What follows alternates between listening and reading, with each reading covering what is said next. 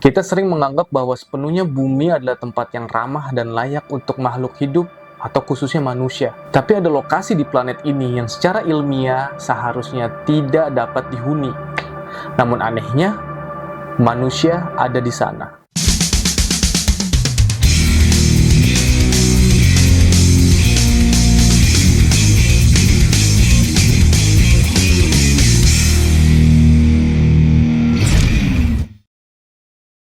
Tubuh manusia memiliki batas suhu, batas oksigen, dan batas tekanan. Ketika batas ini terlampaui secara teori, kehidupan harus berhenti. Tapi di beberapa tempat, teori itu tidak sepenuhnya berlaku. Danakil Depression di Ethiopia adalah salah satu tempat terpanas di bumi. Suhu bisa mencapai lebih dari 50 derajat Celcius. Udara beracun, aktivitas vulkanik aktif, dan kadar oksigen rendah. Secara medis, tubuh manusia tidak dirancang untuk hidup lama di sini. Namun, komunitas Afar sudah ada di wilayah ini sejak ratusan tahun.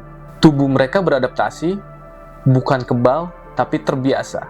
Sains menyebutnya long-term physiological adaptation.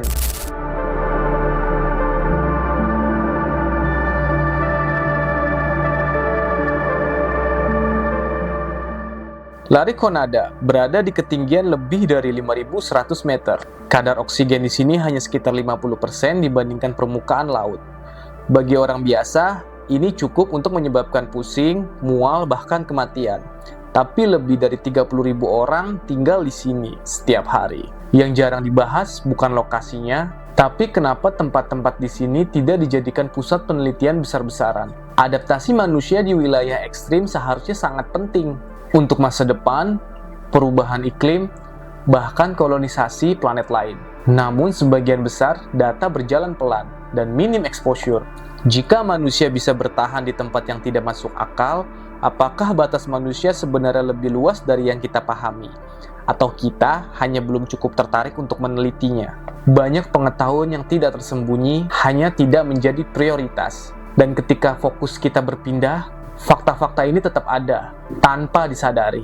Tidak semua tempat di bumi diciptakan untuk manusia, namun manusia selalu menemukan cara untuk bertahan. Dan mungkin itulah bagian dari cerita yang jarang kita bahas. Kita akan lanjut membahas hal-hal yang nyata, tapi sering terlewat.